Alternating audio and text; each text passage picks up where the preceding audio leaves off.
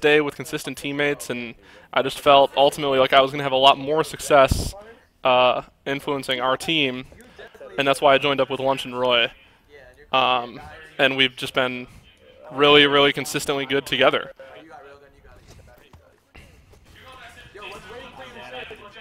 Oh no, that's not how you ideally want to start that game type. Straight off the map like that. It was a good job of him to get camo, though, at least.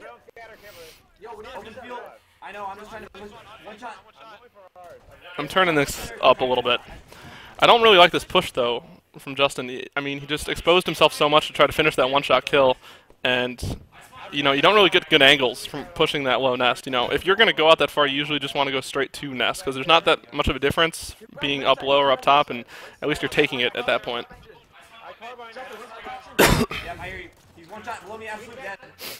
Those are good shots. Yeah, we have 4-on-2 here. They need to capitalize and take advantage of that. If they don't, yeah, they're going to block carbine spawns.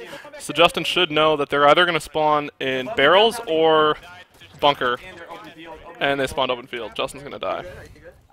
That's an unlucky spawn. I'm going to try to not answer too many questions while the games are being played either, guys. Just because these are probably going to go up on YouTube later. A lot of people want to watch them, I've heard, like after the stream. So I'll do my best to answer like everyone's questions in between games and stuff, if that helps. Or if there's something like specific to the game that you guys want me to explain, I can definitely do that during the game. Well, that was lucky. Justin is somehow still alive. That was a ridiculous stay alive. I'm watching it. Absolutely now. One shot.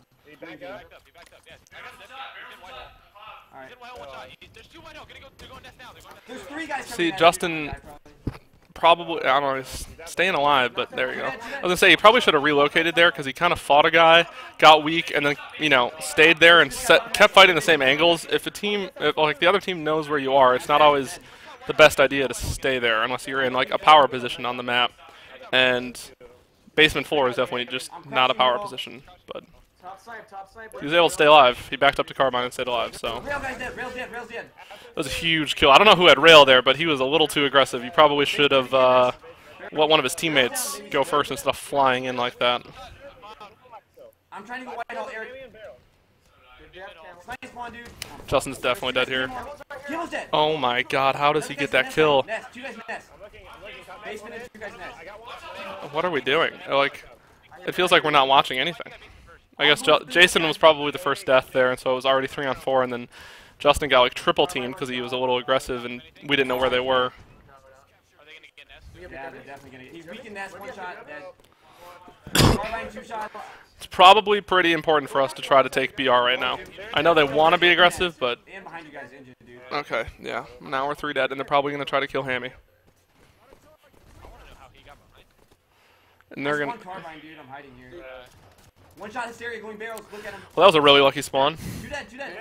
Not really. I mean, I'm sure the other team was probably The other team was probably really aggressive because typically, if you have that triple cap, it can get you a ton more points. If the other team is like 2/3 of the way to taking BR base, and I'm gonna turn this down for a second. If the other team's like 2/3 of the way to take BR base, and you stop them and get that reset, it just like makes the score difference grow so much because they're getting no points at all, and you're getting so many more. So that's probably why the other team was really aggressive on stopping us from getting BR base when Hammy was the last guy there, and we all spawned carbine because they pushed out too much. So that was an error on their part because they 100% need to block carbine. They don't have a setup anymore because they didn't block that spawn. They would still have that setup right now. 2 guys back catwalk. Nice job, Aaron. 2 guys, we have numbers. We have numbers. Be aggressive. I'm on hit. I'm down. Alright, I'm gonna watch barrels. You guys. On nest side. Alright, go to white out, Justin. I'm not there. He's weak top rail. Let's see if they remember that camo's up though. I think it's like 45, 40 maybe. And they totally missed the last one, so. They're gonna be back there probably. I got one. Back there. Eric, I'm coming. I can't see him. He's weak. Nice. Spawning bunker. I'm putting pressure on bunker. He's weak in bunker. Well, I mean, at least they're watching camo. Sometimes it's not always as important. You can bait camo on this map really well. So, I got him.